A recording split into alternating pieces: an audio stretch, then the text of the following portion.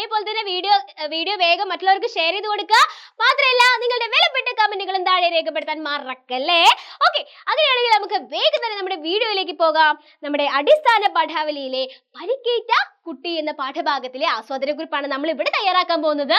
അപ്പം മനോപടത്തിന്റെ സഹായത്തോടെ പരിക്കേറ്റ കുട്ടി എന്ന കവിതയ്ക്ക് ആസ്വാദനം തയ്യാറാക്കുക. മനോപടം എന്ന് പറഞ്ഞാല് ഇതാണ് കേട്ടോ. പരിക്കേറ്റ കുട്ടി, സമാന കവിതകൾ, കവിയെ കുറിച്ച് ഇഷ്ടപ്പെട്ട വരികൾ, കവിതയിലെ ആശയം, സവിശേഷ പ്രയോഗങ്ങൾ, ഇതെല്ലാം ഉൾപ്പെടുത്തിക്കൊണ്ടായിരിക്കണം നിങ്ങൾ തയ്യാറാക്കേണ്ടത് കേട്ടോ. പ്രധാനപ്പെട്ട ആളെ മിസ് മറന്നുപോയി, കുമാരനാശാനും ഉണ്ട് കേട്ടോ അവിടെ. അപ്പൊ ഇതൊക്കെ കൂടി ഉൾപ്പെടുത്തിക്കൊണ്ടായിരിക്കണം നിങ്ങൾ ആസ്വാദന കുറിപ്പ് തയ്യാറാക്കേണ്ടത്. അപ്പൊ നമുക്ക് നോക്കിയാലോ. യെസ്, ആശാന്റെ പരുക്കേറ്റ കുട്ടി. ആശാന്റെ പരുക്കേറ്റ കുട്ടി എന്ന തലക്കെട്ടോട് കൂടിയാണ് മിസ് ഈ ഒരു ആസ്വാദന കുറിപ്പ് തയ്യാറാക്കുന്നത്. ശ്രദ്ധിച്ചിരുന്നോളൂ കേട്ടോ. സ്നേഹകവി എന്നറിയപ്പെടുന്ന കുമാരനാശാന്റെ പുഷ്പവാടി എന്ന സമാഹാരത്തിലെ ഒരു കവിതയാണ് പരുക്കേറ്റ കുട്ടി. ആശാൻ കവിതകളിൽ കാണുന്ന അമ്മയുടെ സ്നേഹവും വാത്സല്യവും തന്നെയാണ് ഈ കവിതയുടെ പ്രത്യേകത. കുട്ടികൾക്ക് വേണ്ടി ഒട്ടേറെ കവിതകൾ രചിച്ച ആശാൻ അമ്മയും കുഞ്ഞും തമ്മിലുള്ള സ്നേഹത്തെക്കുറിച്ചും അമ്മയുടെ കരുതലിനെ കുറിച്ചുമാണ് ഈ കവിതയിൽ പറയുന്നത്. പൊതുവെ കുട്ടികൾ അല്പ കുസൃതി കാണിക്കുന്ന കൂട്ടത്തിലാണല്ലോ. നിങ്ങളും കുസൃതി കാണിക്കുന്ന കൂട്ടത്തിലാണോ? അത്തരം കുസൃതികൾക്കിടയിൽ വീണ് പരിക്കേറ്റ കുഞ്ഞിനെ കുറിച്ചാണ് കവി ഇവിടെ പറയുന്നത്. കുഞ്ഞിന്റെ കരച്ചിൽ കേട്ട് വന്ന അമ്മ മുറിവുകൾ ഓരോന്നും നോക്കുന്നു. പനിനീർ പൂവിന്റെ മുള്ളേറ്റ് കൈവിരൽ മുറിഞ്ഞതും, ഒറ്റയ്ക്ക് തൈമാവിൽ കയറി വീണ് കാൽമുട്ട് മുറിഞ്ഞതും, മുകളിൽ നിന്ന് പടം വീണ് നെറുക മുറിഞ്ഞതും, കട്ടിലിൽ ഒറ്റയ്ക്ക് ചാടി കളിച്ചപ്പോൾ വീണ് പൂങ്കവിൾ ചുവന്നതും എല്ലാം അമ്മ നോക്കിക്കാണുന്നു. ഇതെല്ലാം കണ്ടു നിൽക്കുന്ന മകന്റെ മുഖത്ത് സ്വാഭാവികമായും അമ്മ വഴക്ക് പറയുമോ എന്ന ഭയവും ഒപ്പം സങ്കടവും ഉണ്ടാകും. പക്ഷേ കവിതയിലെ അമ്മ സാരമില്ല എന്ന് പറഞ്ഞ് ആശ്വസിപ്പിക്കുകയാണ് ചെയ്യുന്നത്.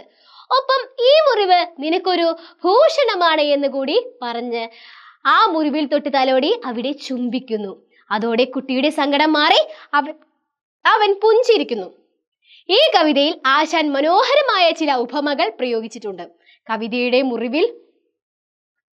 കുട്ടിയുടെ മുറിവിൽ ഉമ്മ വെക്കുന്ന അമ്മയുടെ പ്രവൃത്തിയെ ആശാൻ വിടരുന്ന പൂവിൽ വന്നിരിക്കുന്ന വണ്ടിനോടാണ് ഉപമിച്ചിരിക്കുന്നത്. എന്താണ് ഇവിടെ പറയുന്നത്? യെസ്, കുട്ടിയുടെ മുറിവിൽ ഉമ്മ വെക്കുന്ന അമ്മയുടെ പ്രവൃത്തിയെ ആശാൻ വിടരുന്ന പൂവിൽ വന്നിരിക്കുന്ന വണ്ടിനോടാണ് ഉപമിച്ചിരിക്കുന്നത്. അതുപോലെ തന്നെയാണ് കുട്ടിയുടെ ഭാവവ്യത്യാസത്തെ കുറിച്ച് പറയുന്നതും. എന്താണ്? കാർമേഘം വന്നു മൂടിയ ചന്ദ്രൻ തെളിയുന്ന പോലെയാണ് കുട്ടിയുടെ മുഖത്തുള്ള സങ്കടം മാറി സന്തോഷമായത്. കാർമേഘം വന്നു മൂടിയ ചന്ദ്രൻ തെളിയുന്ന പോലെയാണ് കുട്ടിയുടെ മുഖത്തുള്ള സങ്കടം മാറി സന്തോഷമായത്. അതുകൊണ്ട് തന്നെ കുട്ടി ചിരിച്ചാൽ കാർ നീങ്ങും ശശി പോലെ എന്ന വരിയാണ് എനിക്ക് ഏറ്റവും ഇഷ്ടമായത്. വേദനിക്കുന്ന കുട്ടികൾക്ക് അമ്മയുടെ ലാളനയും സ്നേഹവും എത്രത്തോളം ആശ്വാസം നൽകുന്നു എന്ന് ആശാൻ ഈ ചെറിയ കവിതയിലൂടെ കാണിച്ചു തരുന്നു. ആശാന്റെ തന്നെ കുട്ടിയും തള്ളയും എന്ന കവിതയിലും സുഗതകുമാരിയുടെ കണ്ണിന്റെ അമ്മ എന്ന കവിതയിലും സമാനമായ അമ്മയുടെയും മകന്റെയും സ്നേഹം കാണാൻ സാധിക്കുന്നതാണ്. അമ്മയുടെ സ്നേഹവും ലാളനയും ഏതു വേദനയിലും നമുക്ക് ആശ്വാസം നൽകുന്നു എന്ന് ഈ കവിതയിലൂടെ വ്യക്തമാണ്.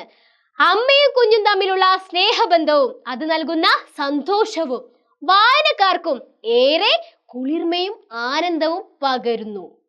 മക്കളെ, അപ്പൊ നിങ്ങൾ ഒരു ആസ്വാദന കുറിപ്പ് എങ്ങനെ തയ്യാറാക്കേണ്ടത് പഠിച്ചല്ലോ. ആസ്വാദന കുറിപ്പ് ഒരിക്കലും വലിച്ചു നീട്ടി എഴുതാൻ പാടില്ല. നിങ്ങൾക്ക് അറിയുന്ന കാര്യങ്ങളൊക്കെ ഉൾപ്പെടുത്തിക്കൊണ്ട് വളരെ ഷോർട്ട് ആക്കിയിട്ട് വേണം എഴുതാൻ. അതേപോലെ തന്നെ ഖണ്ഡികയാക്കിയിട്ട് വേണം എഴുതാൻ, പാരാഗ്രാഫ്. ഓക്കെ, അപ്പം ഒരു ആസ്വാദന കുറിപ്പ് കഥയുടെയോ കവിതയുടെയോ എഴുതാൻ പറഞ്ഞാൽ നിങ്ങൾ അടിപൊളിയാക്കി എഴുതുമല്ലോ. മിസ്സിന് നിങ്ങൾ വാക്ക് തരുവാണല്ലോ. അങ്ങനെയാണെങ്കിൽ മക്കളെ, ഈ പ്രാവശ്യത്തെ നിങ്ങൾക്ക് ക്രിസ്മസ് എക്സാമിന് ഒരു ആസ്വാദന കുറിപ്പ് എന്തായാലും വന്നിരിക്കും. അപ്പൊ നിങ്ങൾ അടിപൊളിയായിട്ട് എഴുതാൻ തയ്യാറായി നിന്നോളൂ. എന്തായാലും എല്ലാ കുട്ടികൾക്കും all the very best. By.